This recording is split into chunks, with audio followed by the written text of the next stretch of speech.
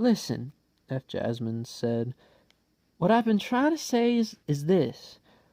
Doesn't it strike you as strange that I am I and you are you? I am F. Jasmine Adams and you are Berenice Sadie Brown. And we can look at each other and touch each other and stay together year in and year out in the same room, yet always I am I and you are you. And I can't ever be anything else but me, and you can't ever be anything else but you. Have you ever thought of that? And does it seem to you strange?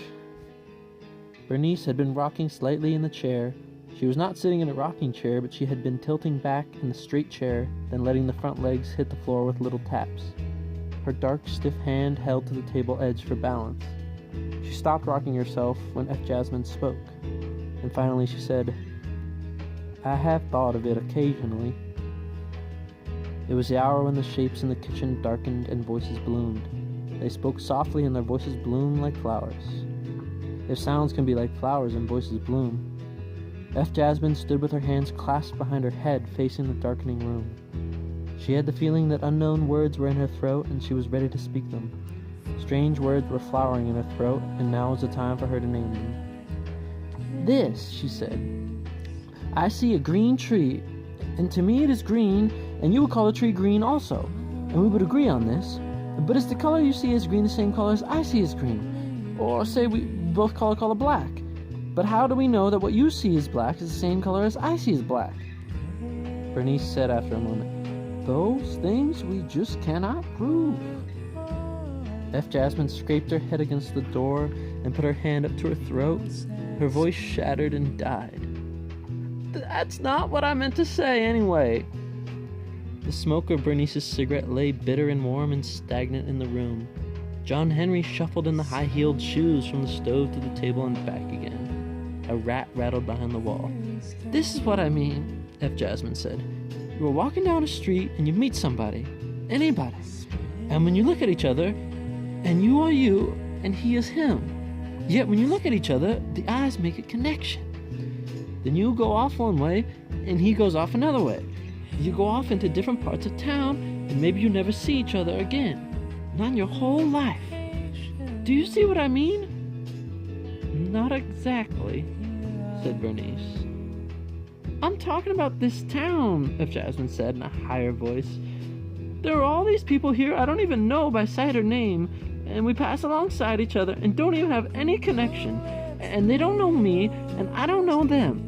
And now I'm leaving town, and there are all these people I will never know. But who do you want to know? Asked Berenice. F. Jasmine answered, Everybody in the world. Everybody in the world. Why, I wish you would listen to that, said Berenice. How about people like Willis Rhodes? How about them Germans? Them Japanese? F. Jasmine knocked her head against the door jamb and looked up at the dark ceiling. Her voice broke, and again she said, That's not what I mean. That's not what I'm talking about. Well, what is you talking about? Asked Berenice. F. Jasmine shook her head almost as though she did not know. Her heart was dark and silent, and from her heart the unknown words flowered and bloomed, and she waited to name them. From next door there was the evening sound of children's baseball on the long call. Batter up! Batter up! Then the hollow pock of a ball and the clatter of a thrown bat, and running footsteps and wild voices. The window was a rectangle of pale, clear light, and a child ran across the yard and under the dark arbor after the ball.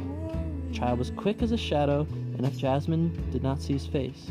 His white shirt tails flapped loose behind him like queer wings. Beyond the window, the twilight was lasting and pale and still. Let's play out, Frankie, John Henry whispered. They sound like they're having a mighty good time.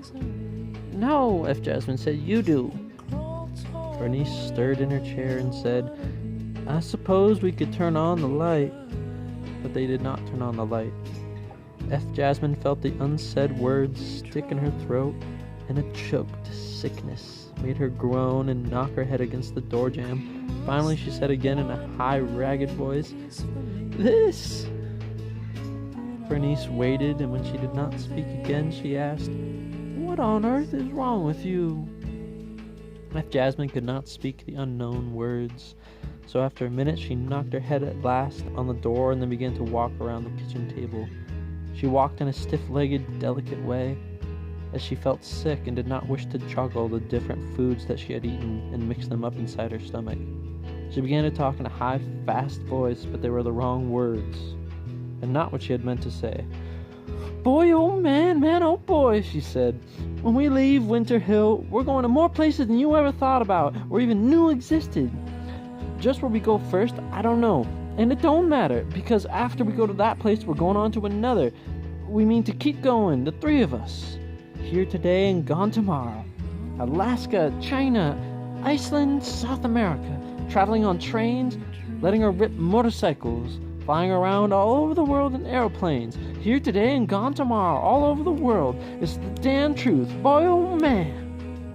F. Jasmine jerked open the drawer of the table and fumbled inside for the butcher knife. She did not need the butcher knife, but she wanted something to grasp in her hand and wave about as she hurried around the table. "And talking of things happening," she said, "things will happen so fast we won't hardly have time to realize them.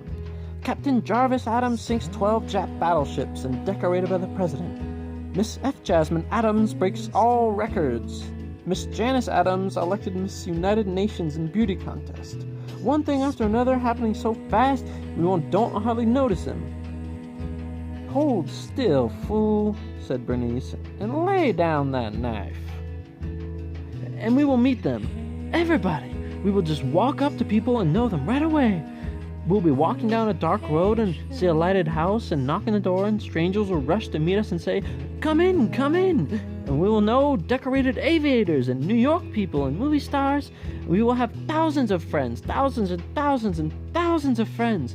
We will belong to so many clubs that we can't even keep track of them all. We will be members of the whole world. Boy, oh man, oh boy." Berenice had a very strong, long right arm, and when F. Jasmine passed her the next time as she was running around the table, this arm reached out and snatched her by the petticoat so quickly that she was caught up with a jerk that made her bones crack and her teeth rattle. "Is you gone raving wild?" she asked. The long arm pulled F. Jasmine closer and wrapped her around her waist. "You sweating like a mule. Lean down and let me feel your forehead. Is you got a fever?" F. Jasmine pulled one of Berenice's plates and pretended she was going to saw it off with a knife. "You trembling," said Berenice. "I truly believe you took fever walking around in that sun today. Baby, you sure you ain't sick?" "Sick?" asked F. Jasmine. "Who, me?" "Sit here in my lap," said Berenice, "and rest a minute." F. Jasmine put the knife on the table and settled down on Berenice's lap. She leaned back and put her face against Berenice's neck. Her face was sweaty and Berenice's neck was sweaty also, and they both smelled salty and sour and sharp. Her right leg was flung across Berenice's knee and it was trembling, but when she steadied her toes on the floor, her leg did not tremble anymore. John Henry shuffled toward them in the high-heeled shoes and crowded up jealous and close to Berenice. He put his arm around Berenice's head and held on to her ear. Then after a moment he tried to push F. Jasmine out of her lap, and he pinched F. Jasmine with a mean and tiny little pinch.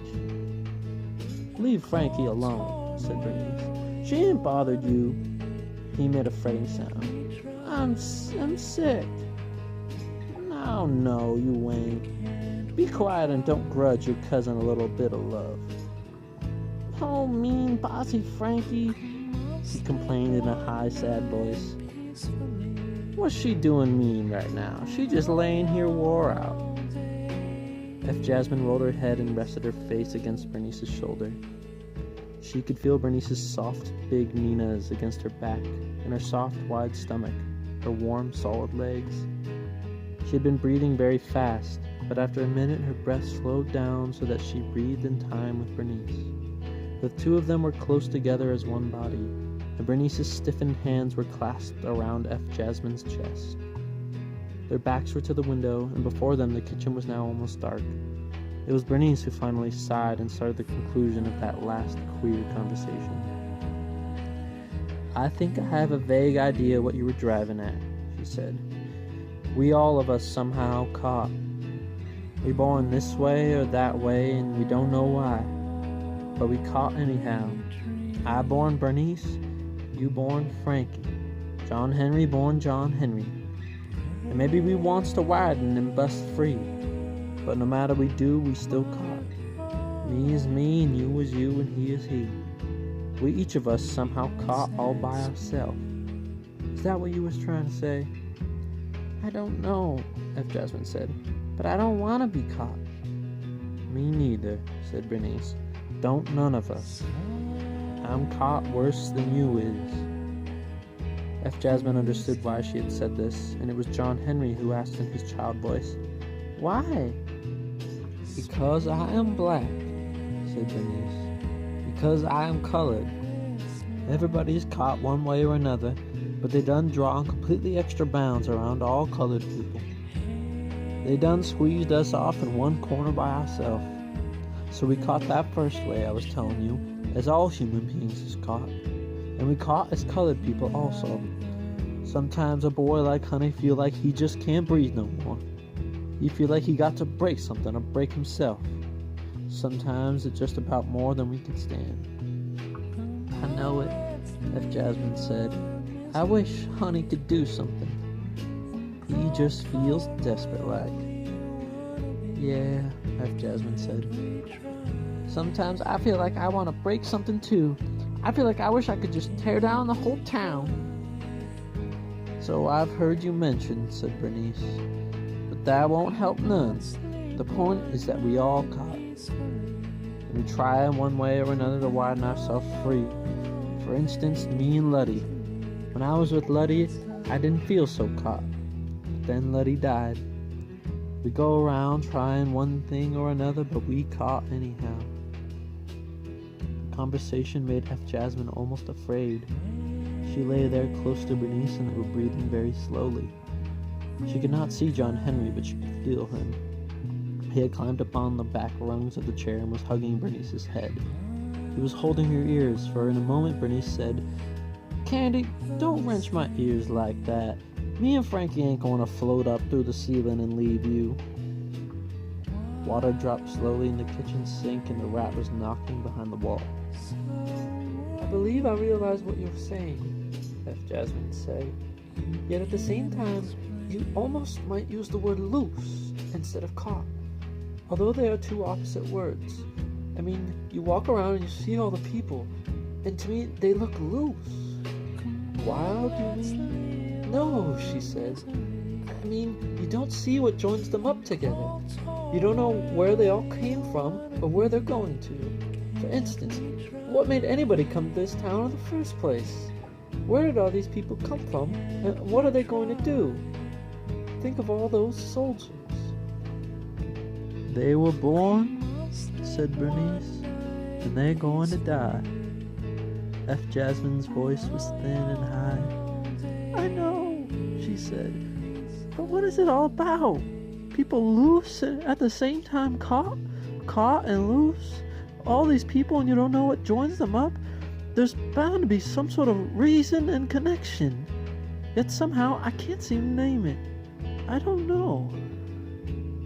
If you would be God, said Berenice. Didn't you know that? Maybe so. We just know so much, then beyond that we don't know no more.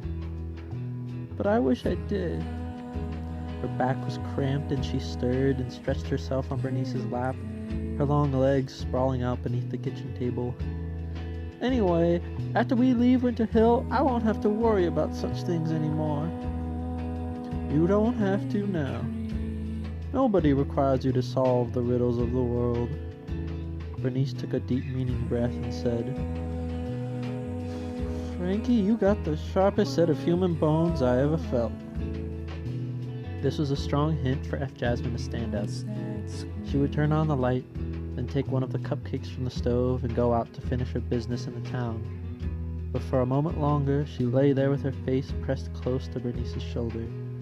The sounds of the summer evening were mingled and long drawn. I never did just say what I was talking about, she said finally. But there is this. I wonder if you have ever thought about this. Here we are, right now, this very minute, now. But while we're talking right now, this minute is passing, and it will never come again. Never in all the world. When it is gone, it is gone. No power on earth could bring it back. It is gone. Have you ever thought about that? Berenice did not answer, and the kitchen was now dark. The three of them sat silent, close together, and they could feel and hear each other's breaths. Then suddenly it started, though why and how they did not know. The three of them began to cry. It started at exactly the same moment, in the way that often on these summer evenings they would suddenly start a song. Often in the dark, that August, they would all at once begin to sing a Christmas carol or a song like the Slip Belly Blues. Sometimes they knew in advance that they would sing and they would agree on the tune among themselves. Or again they would disagree and start off on 3 different songs at once, until at last the tunes began to merge and they sang a special music that the 3 of them made up together. John Henry sang in a high wailing voice, and no matter what he named his tune, it sounded always just the same. One high trembling note that hung like a musical ceiling over the rest of the song. Berenice's voice was dark and definite and deep, and she rapped the offbeats with her heel. The old Frankie sang up and down the middle space between John Henry and Berenice so that their 3 voices were joined and the parts of the song were woven together. Often they would sing like this, and their tunes were sweet and queer in the August kitchen after it was dark. But never before had they suddenly begun to cry. And though their reasons were 3 different reasons, yet they started at the same instant, as though they had agreed together. John Henry was crying because he was jealous, though later he tried to say he cried because of the rap behind the wall. Berenice was crying because of their talk about colored people, or because of Luddy, or perhaps because F. Jasmine's bones really were sharp. F. Jasmine did not know why she cried, but the reason she named was her crew-cut haircut and the fact that her elbows were so rusty. They cried in the dark for about a minute, and they stopped as suddenly as they had begun. The unaccustomed sound had quieted the rat behind the wall. "Get up from there," said Berenice. They stood around the kitchen table, and F. Jasmine turned on the light. Berenice scratched her head and sniffled a little. "We certainly is a gloomy crowd. Now I wonder what started that." The light was sudden and sharp after the darkness. F. Jasmine ran the faucet of the sink and put her head beneath the stream of water, and Berenice wiped off her face with a dish rag and patted her plates before the mirror. John Henry stood like a little old woman dwarf, wearing the pink hat with the plume and the high-heeled shoes. The walls of the kitchen were crazy drawn and very bright. The 3 of them blinked at each other in the light as though they were 3 strangers or 3 ghosts. Then the front door opened, and F. Jasmine heard her father trudging slowly down the hall. Already the moths were at the window, flattening their wings against the screen, and the final kitchen afternoon was over at last.